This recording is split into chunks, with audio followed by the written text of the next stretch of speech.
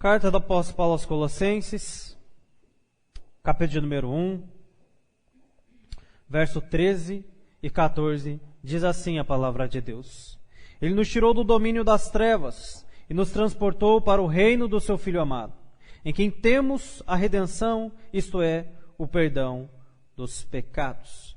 Até a leitura da palavra. Irmãos, Paulo aqui, neste momento agora vai colocar o machado da verdade na raiz da heresia gnóstica. Os gnósticos, eles negavam duas doutrinas essenciais da fé cristã. A primeira é a doutrina da redenção, que Cristo não é suficiente, que Cristo é uma espécie de emanação de Deus, mas não é o próprio Deus. Se fazia necessário um conhecimento místico e oculto para que o homem alcançasse salvação e redenção. O apóstolo Paulo aqui no verso 13 e 14 vai desfazer essa heresia. E no verso 15, 16 e 17, que estudaremos uma próxima vez, ele vai combater uma outra doutrina, também pregada pelos gnósticos, a doutrina da criação. Eles não criam também no Deus Criador, ou que Jesus havia criado, que Ele era o Verbo de Deus, que Ele se manifestou entre nós cheio de graça e verdade, que sem Ele nada do que foi feito se fez. Eles não criam nisso. Mas hoje nós vamos nos deter à doutrina da redenção. Por isso, o tema da minha mensagem hoje é a esplêndida obra de Cristo. Os gnósticos, como todo falso mestre de nossos dias, eles não diziam descaradamente o seguinte: eu não creio em Jesus e na sua obra. Eles não diziam isso, mas não davam a devida importância, não davam o devido valor, ou então diziam que o sacrifício vicário de Cristo precisava ser complementado. Ou seja, Jesus não era tudo aquilo que Ele disse, Jesus não fez tudo aquilo que Ele disse que ia fazer, é necessário agora um conhecimento elevado. Como eu disse, os gnósticos eles criam que Jesus era apenas uma emanação de Deus, e muito distante de ser o próprio Deus. Tinha também na época dos colossenses, os judaizantes que diziam, Jesus ele talvez fosse Deus, mas não é possível salvação apenas na fé nele. É necessário também circuncidar-se, é necessário guardar o calendário judaico e também a dieta. Sem isso, o homem não pode ser salvo. O apóstolo Paulo vai dizer, não, é apenas através de Jesus Cristo.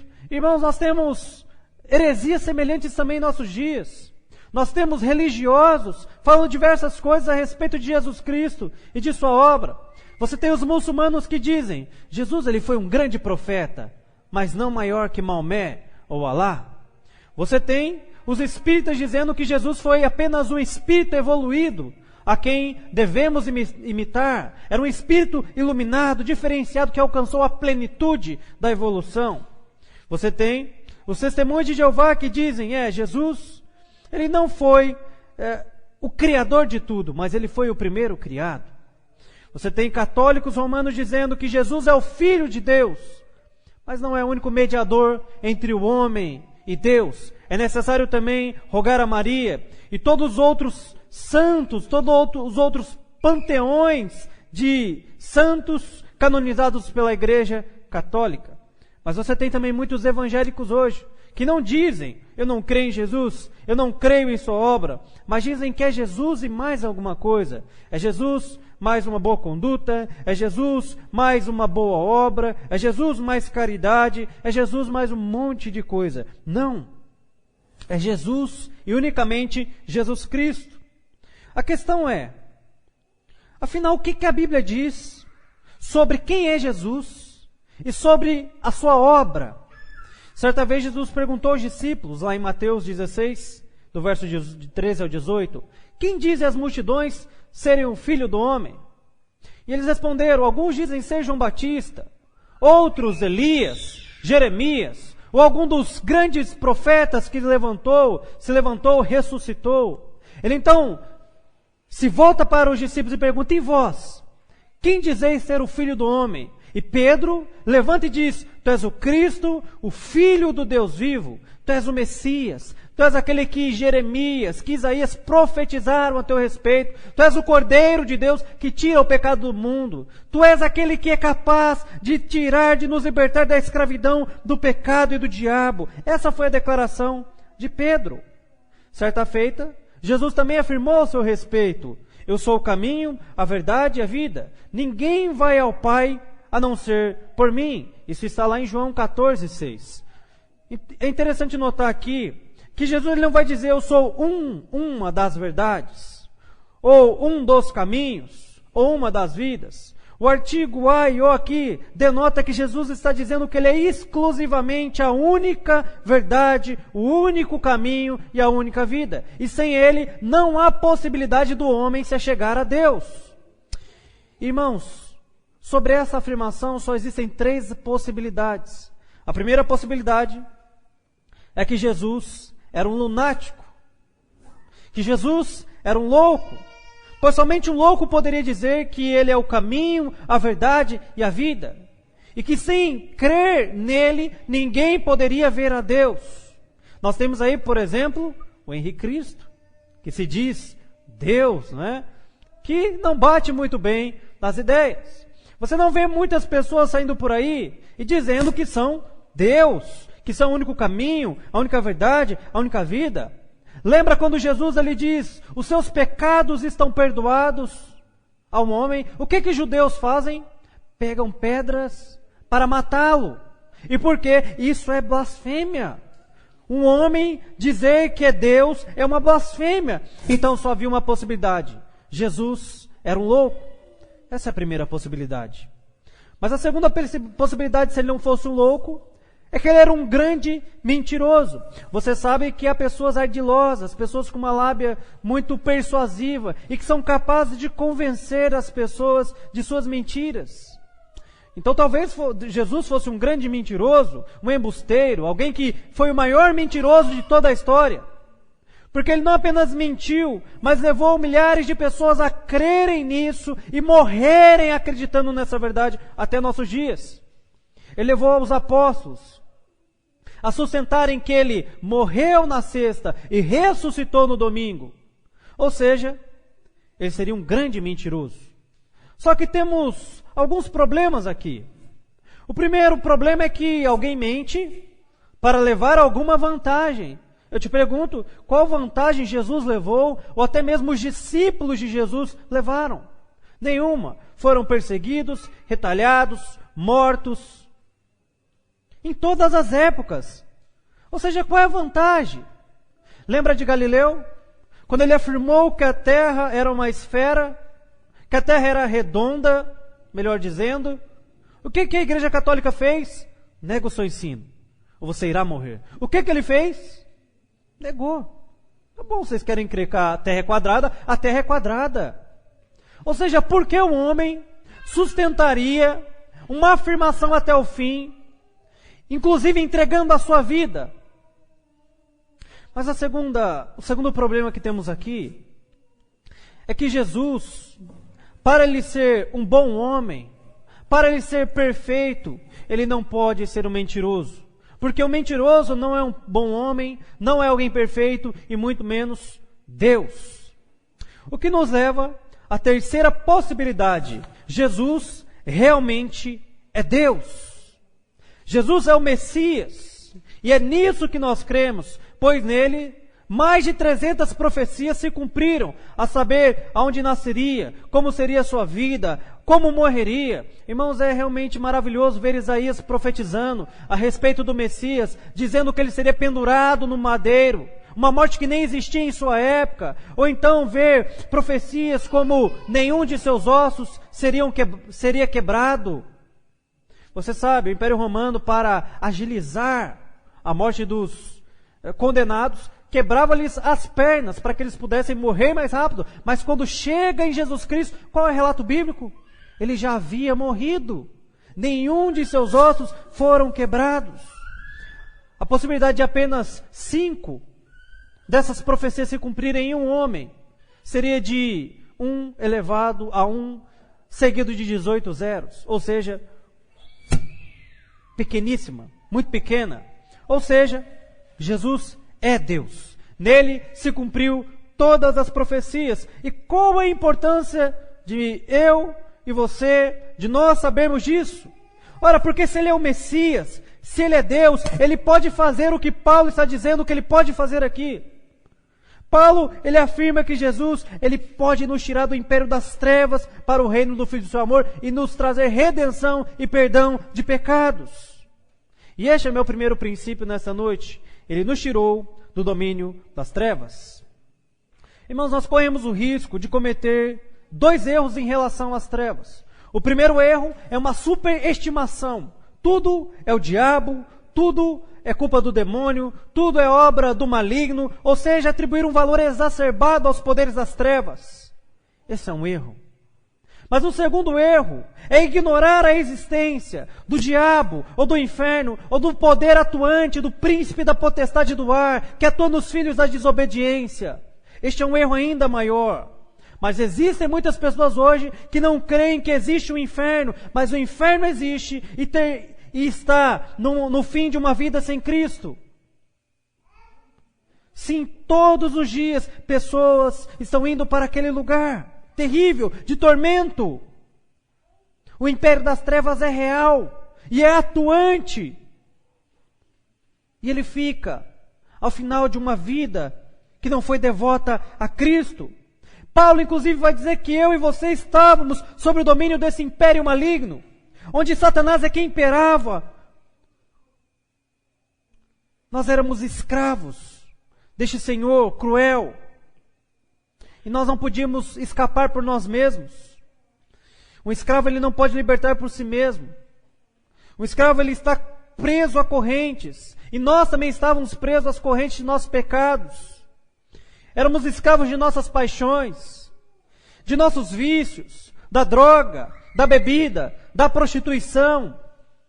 Éramos escravos da pornografia, da mentira, da soberba, da inveja, das riquezas, da soberba da vida, da concupiscência da carne, da concupiscência dos olhos.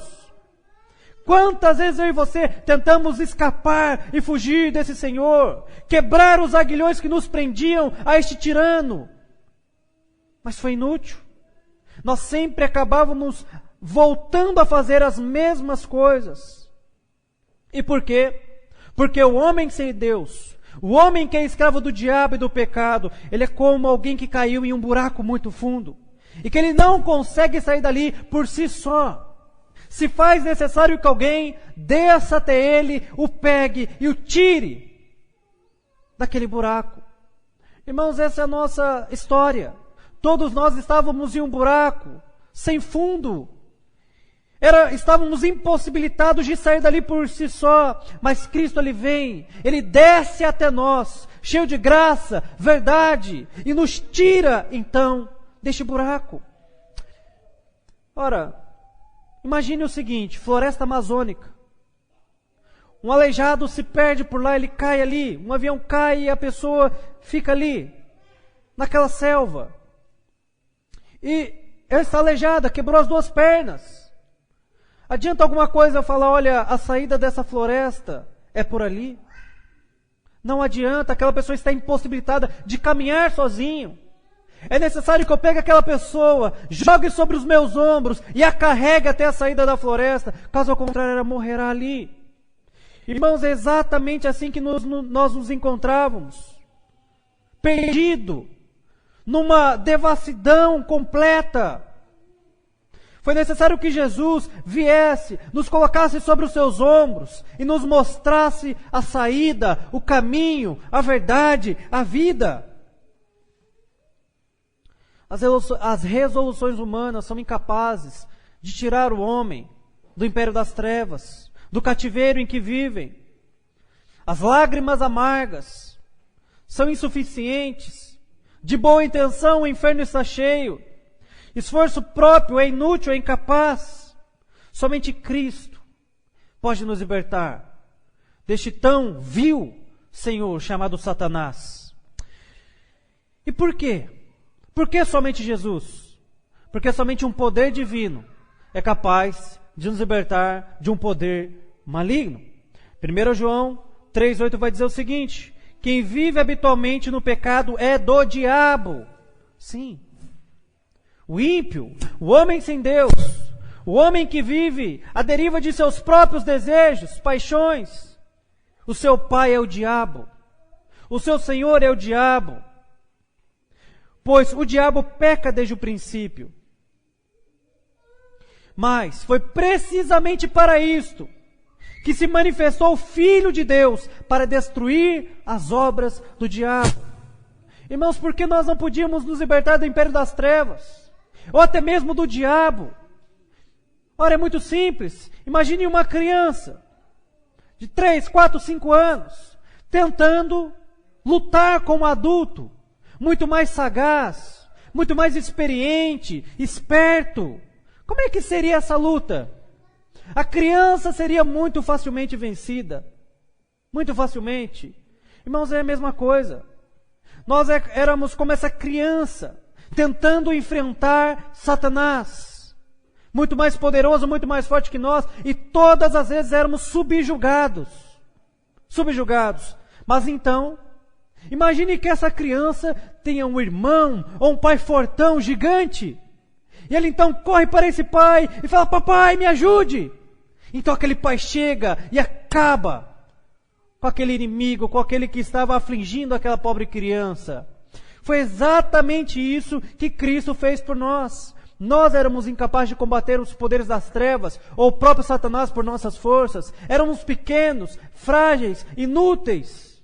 Mas então Jesus Cristo se manifesta e destrói as obras do diabo. Para quê? Para que eu e você hoje pudéssemos ser transladados para o império de Jesus, para o reino do Filho do seu amor. Por isso, não se engane.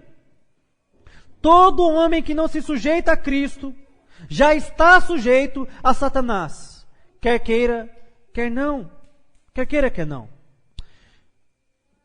Veja a experiência própria minha e também sua e dos ímpios. O mundo ele pensa que é livre. Quantas vezes você já olhou para um crente e falou: olha, escravo de religião.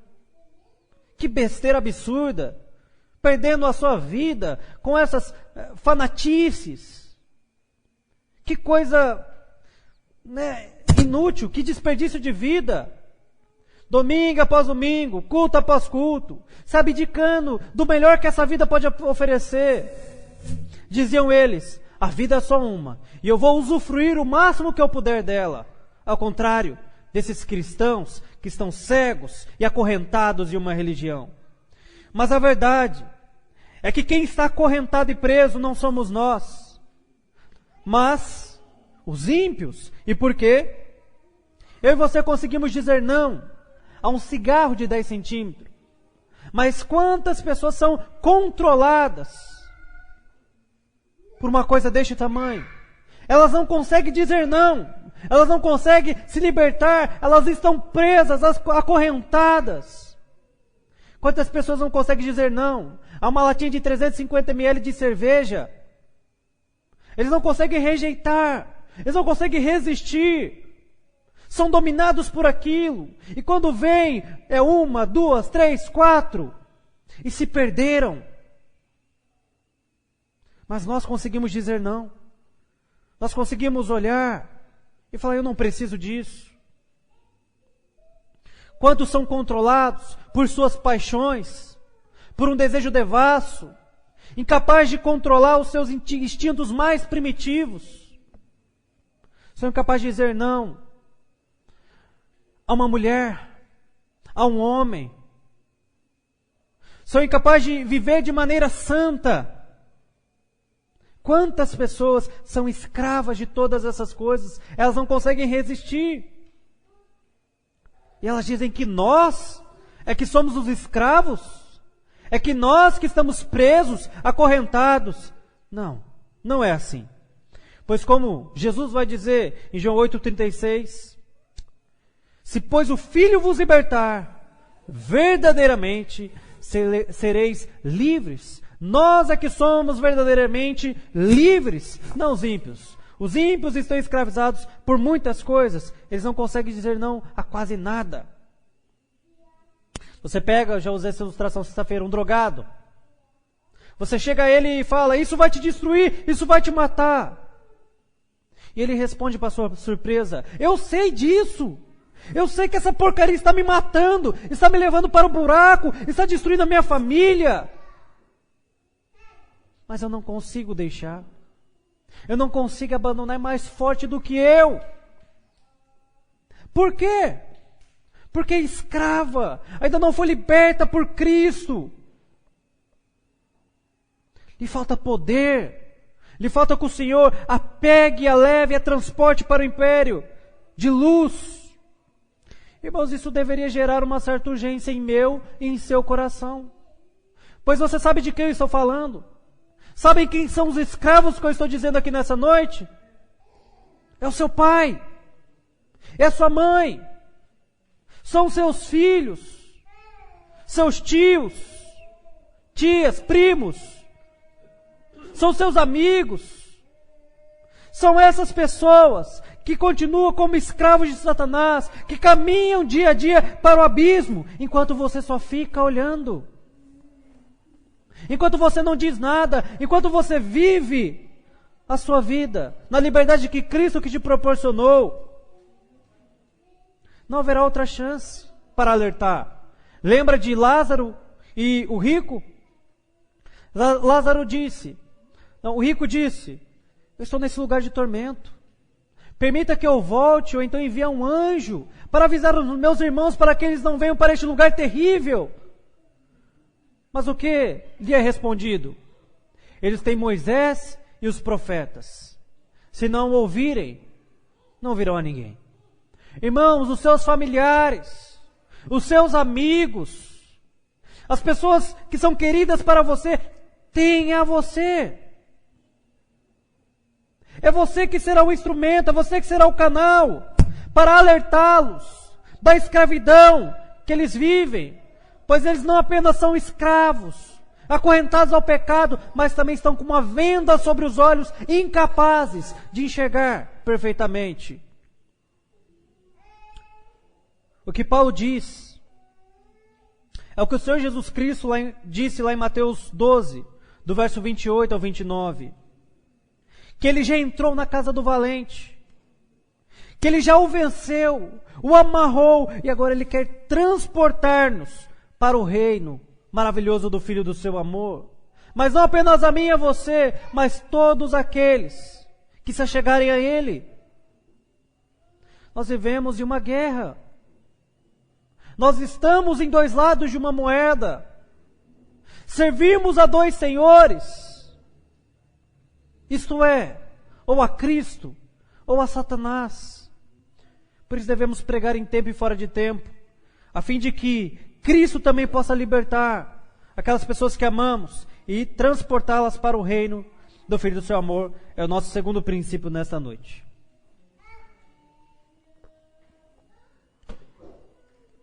Ele nos transportou para o reino do Filho do seu amor. Parte B. Essa palavra transportou, ela é interessante no grego. Ela significa metistemene, ou metisteme, que é remover de um lugar para o outro. É tirar alguém de uma determinada região e levá-la para outra. Irmãos, isso seria muito bem entendido pelos colossenses, afinal, o Império Romano fazia isso o tempo todo. Inclusive, Flávio Joséfo, um historiador judeu, ele vai dizer que na primeira parte do segundo século, Antíoco ordenou que milhares de judeus fossem transportados para a Ásia Menor. Os colossenses estavam acostumados a ver esse tipo de coisa. Cidadãos de um determinado lugar sendo conquistados e levados para outra região. Isso não seria estranho a eles. Eles entenderiam exatamente o que Cristo fez com eles, os tirando das trevas para a luz. Isso era muito comum, lembra do cativeiro babilônico? Babilônia vem, destrói tudo e leva os remanescentes para Babilônia por 70 anos. Foi a época de Daniel. Ou seja, não era incomum essa linguagem de um povo conquistar o outro e levá-lo para o seu reino, levá-lo para outra região. E foi exatamente isso que Deus fez comigo e com você. E agora nós temos um outro Senhor, não mais maligno, mas benigno. Não mais cruel e tirano, mas benevolente e misericordioso. William Barclay vai dizer o seguinte: foi um translado das trevas para a luz, da escravidão para a liberdade, da condenação para o perdão, do poder de Satanás para o poder de Deus. Foi isso que Cristo fez conosco. Ele invadiu a casa do valente, nos desamarrou, tirou a venda de nossos olhos e nos transportou para um novo lugar. E uma vez que nós mudamos de Senhor e de região, precisamos também mudar a devoção de nosso coração, pois antes você era um escravo obediente, que obedecia ao seu senhor Satanás com maestria. Sim, se lambuzava no pecado das piores maneiras possíveis, tinha prazer, se gloriava nisso. Quantos servem a Satanás dessa forma? Eles até se gloriam. Por exemplo, o cara trai a esposa. Na segunda-feira ele está lá comentando com um colega, se gloriando da atrocidade que ele fez. O cara puxa o tapete de outro na empresa, ele é demitido. Ele está se gloriando, fui eu que fiz, fui eu que puxei o tapete. Ele se gloria na sua própria inveja e cobiça. E tem o prazer em ver às vezes o mal do outro. Se alegra com a sua perversidade, com o seu engano.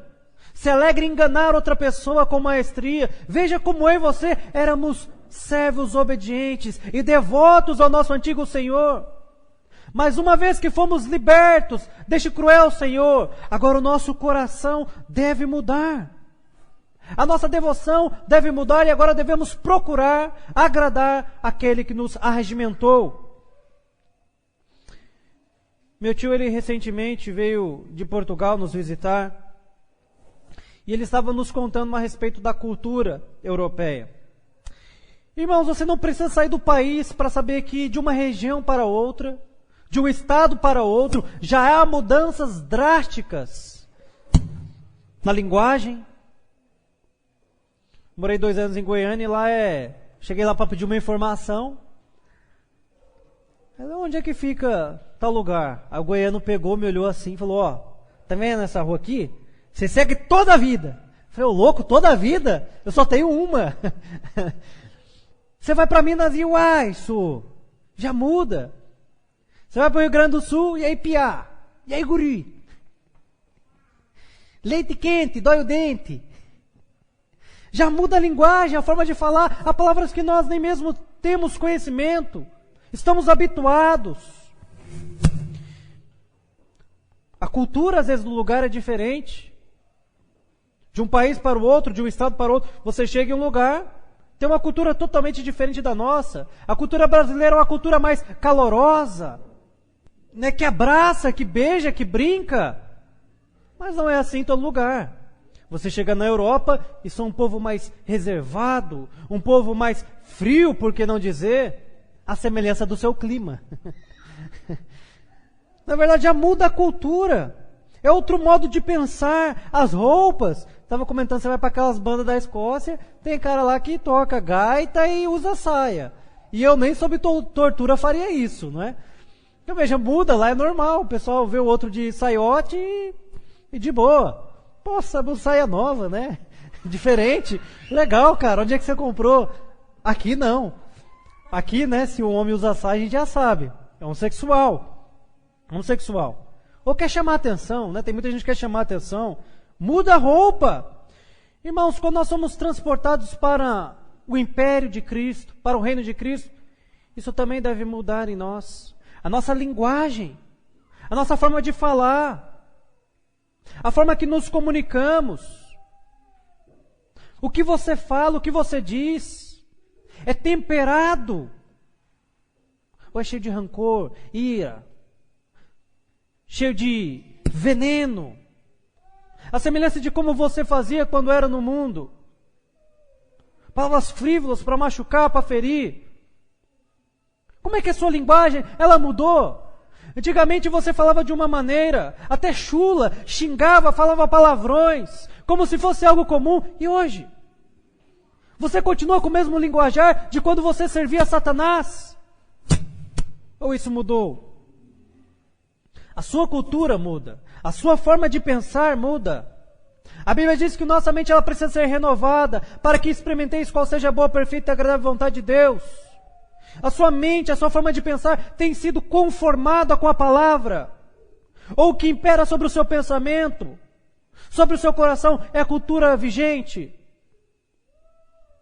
Quando nós mudamos de Senhor, a nossa cultura passa a ser o que a Bíblia diz. A nossa mentalidade tem que ser o que a Bíblia diz. O óculos que nós usamos para enxergar a realidade é o que a Bíblia diz. Mas e você? Ainda é carregado de ideologias mundanas? Antideus? Esquerdistas? Comunistas? Feministas? Você mulher? Você homem? Como é que é a sua cultura? Como é que você lida com a sua esposa? Com os seus filhos? Como é que você faz hoje? Da mesma forma que você fazia quando pertencia ao império das trevas? Ou algo mudou? Algo precisa mudar. A comida, ela muda. Irmãos, da mesma forma, antigamente você se alimentava de coisas terríveis. Você se alimentava de música sensual, via coisas sensuais, consumia tudo isso, se enchia disso, andava com pessoas desse tipo, se alimentava do que não prestava e agia dessa forma. Mas hoje qual é o seu alimento? São as alfarrobas que o mundo oferece? Ou é o pão da vida expresso na Escritura? Porque a nossa dieta também precisa mudar. Sim, antigamente nos alimentávamos de TV, de programa, de ídolos. Hoje nós nos alimentamos da palavra de Deus. Ou seja, agora nós somos um cidadão do céu. E a nossa atitude deve ser em coerência com essa nova cidadania. Porque é assim que 1 Pedro 2,9 diz: mas vós sois geração eleita, sacerdócio real, nação santa, povo de propriedade exclusiva de Deus, para anunciar as grandezas daquele que vos chamou das trevas para a sua maravilhosa luz. Fomos chamados das trevas para anunciar as grandezas de Deus. É isso que devemos fazer. 1 João 3,9 vai dizer o seguinte: todo aquele que é nascido de Deus não vive na prática de pecado, pois o que permanece nele é a divina semente. Ora, esse não pode viver pecando, porque é nascido de Deus. Alguém que realmente, que genuinamente se converteu, ele não vive na prática do pecado, ele não tem prazer no pecado. Antes nós tínhamos prazer no pecado, e até nos gloriávamos nele, mas hoje não. Quando nós pecamos, nós nos entristecemos, nós ficamos tristes, pedimos a ajuda de Deus, pedimos a ajuda dos irmãos, nós não queremos ter aquela conduta. Você está me dizendo que crente não peca? Obviamente não. Crente peca, mas isso na vida do cristão é um acidente. Não é algo que ele faça maquiavelicamente, não é algo que ele faça por prazer, não é mais uma prática, é um acidente. Estivemos aí, citei pela manhã, 2 irmãos aqui de nossa igreja, né? O Fábio e a Mari saíram para passear, para curtir um dia maravilhoso em uma chácara.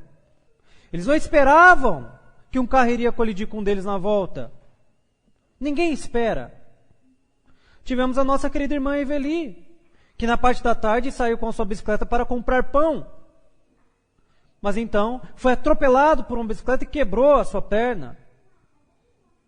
Ou seja, ninguém sai por aí esperando que um acidente aconteça consigo. Mas acontece. Acontece. Da mesma forma o pecado, irmãos. Uma vez que somos novas criaturas, novos cidadãos, ele deve ser um acidente, não uma prática. Nós não temos mais prazer nisso. Nós somos transportados para o reino do Filho do seu amor, e lá a cultura é completamente distinta, é completamente diferente do que vivemos. Terceiro princípio, para encerrarmos.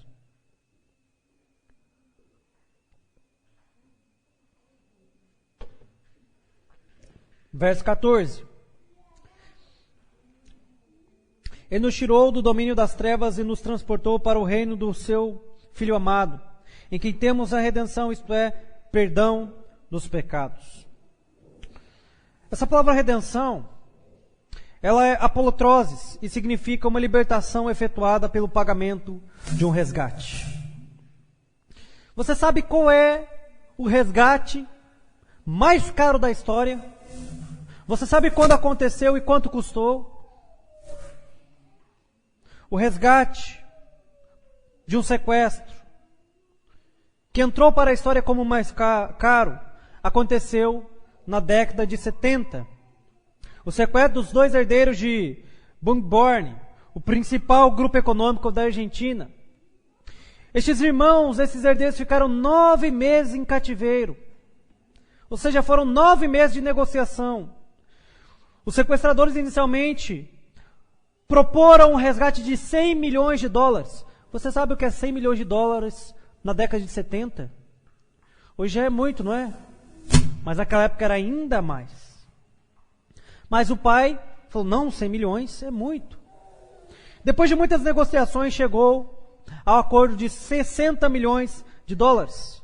Você sabe quanto vale 60 milhões de dólares hoje? Nivelando o dólar por R$5, são 300 milhões de reais. Mas eu nem consigo imaginar, depois que passa do primeiro, segundo milhão ali, já vou ficando confuso, já vai dando um chute. Agora imagina 300 milhões. Gente, é muita coisa. É muito dinheiro. Caro. Muito caro, você não acha? Eu também acho. Mas nada se compara com o preço que Deus pagou em nosso resgate. Nós somos resgatados por um valor ainda mais caro. Foi pelo precioso sangue de Jesus Cristo, pelo Filho de Deus.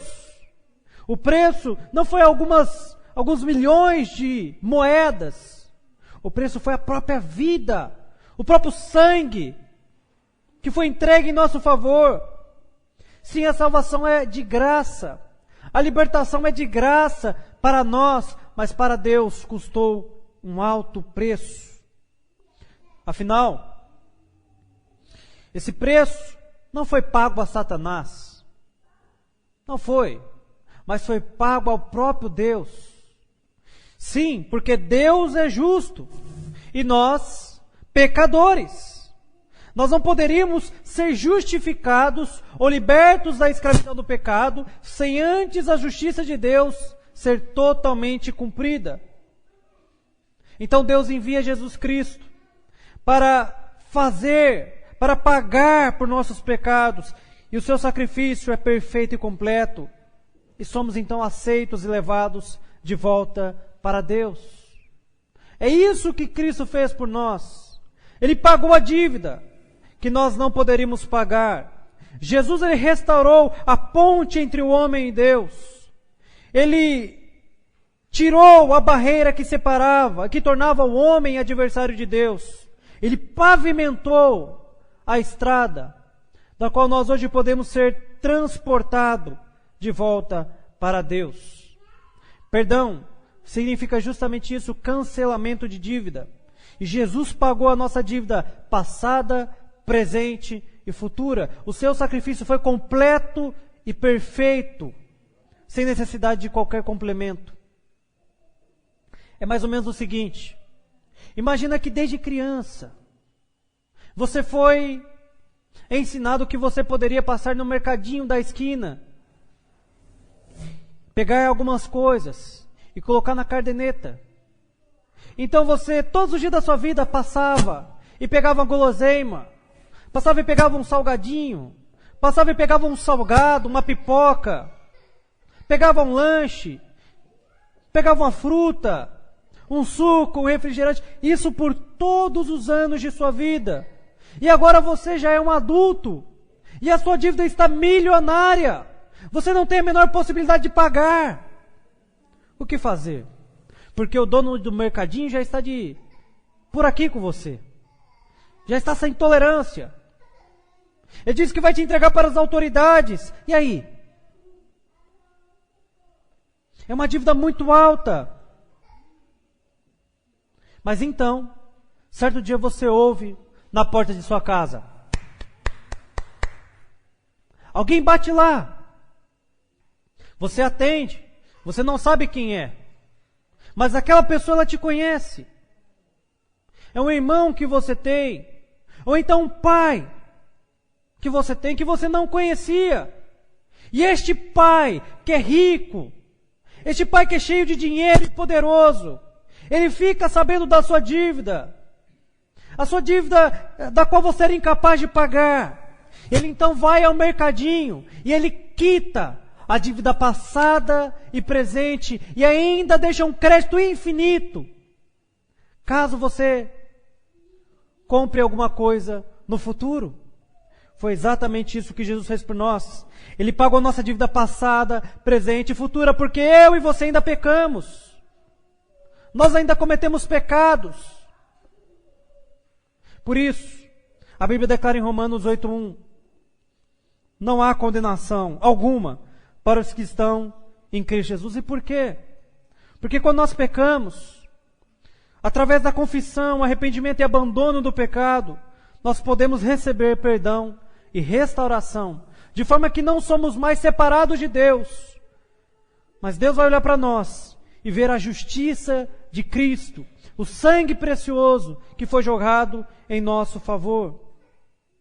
Você sabe qual é o travesseiro mais confortável? Mais macio? Não é um travesseiro ou uma cama que custa 10 mil reais, mas é uma consciência limpa diante de Deus. É saber que ao deitar, Deus não está olhando para nós e é nosso inimigo, que não temos mais dívida com Deus. É saber que podemos deitar e dormir o sono dos justos, porque Cristo pagou a nossa dívida. Esse é o travesseiro mais macio. O travesseiro que sabe que não há mais nenhuma condenação sobre si, porque a sua dívida foi cancelada, foi paga. Estamos de bem com Deus novamente. Fomos levados para Ele novamente. Irmãos, o apóstolo Paulo também nos ensina aqui, e as Escrituras, de forma geral, nos ensina, que nós então fomos alvos de um grande perdão. Nós recebemos o perdão de nossas dívidas para com Deus. E a Bíblia também nos ensina agora a exercer este perdão. Dar o perdão que recebemos de Deus a outros, aos nossos ofensores. Não é assim que oramos o Pai Nosso? Você se lembra bem como é o Pai Nosso? Pai Nosso que estás no céu, santificado seja o teu nome. Venha a nós o vosso reino e seja feita a sua vontade, assim na terra como é no céu. O pão nosso de cada dia nos dai hoje.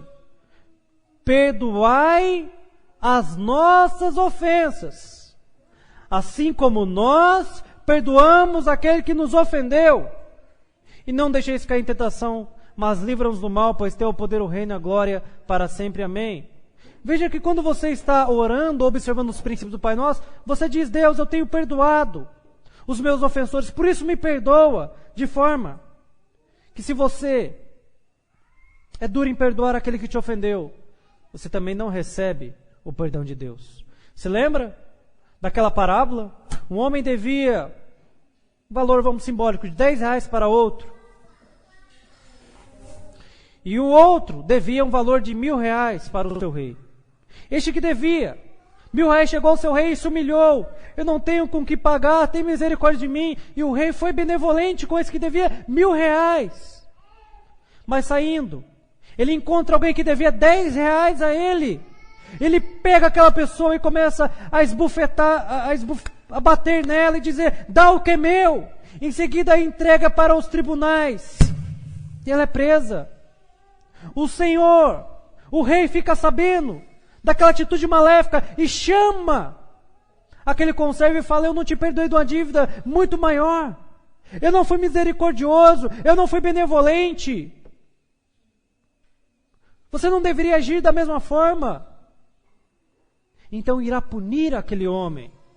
Irmãos, é isso que Deus fez conosco. Ele nos perdoou de uma dívida incalculável. Quem somos nós para não perdoar os outros? Pedro, certa vez ele perguntou a Jesus Cristo: até quantas vezes devemos perdoar o nosso irmão? 7 vezes? o que já era uma oferta muito generosa, pois os judeus tinham o hábito de perdoar uma ou duas vezes, quando muito. Então Pedro dizer, devemos perdoar mais ou menos 7 vezes, se está bom, Senhor? Era uma oferta extremamente generosa, era um avivamento. Mas Jesus volta-se para Pedro e diz, não 7 vezes, mas 70 vezes 7. E a ideia aqui não é o valor que você tem que perdoar, não é 490 vezes, mas perdoe quantas vezes for necessário. Quantas vezes for necessário. Se alguém te ofendeu, perdoe. Nós somos perdoados de uma ofensa gravíssima. Você já parou para pensar do seu pecado? Da ofensa que você fez a Deus? Essa ofensa gravíssima foi trair Deus com o seu inimigo, Satanás. Mas Deus olhou para nós com misericórdia e ainda assim nos perdoou. E agora nós não temos o direito de negar perdão aos outros. Portanto, você não apenas deve estar disposto para receber o perdão de Deus, mas também para perdoar aqueles que te ofendeu, aqueles que te feriram, aqueles que foram contra você. O cristão, ele deve ser rápido para perdoar. Ele não deve perder tempo com ressentimento. É claro que aqui, deixo claro, nem sempre o perdão significa restaurar o relacionamento. Nem sempre isso é possível. Nem sempre. Perdoar sempre. Restaurar o seu relacionamento, às vezes não tem como. Mas eu e você precisamos estar dispostos a liberar o perdão que também recebemos. Amém? Vamos colocar de pé?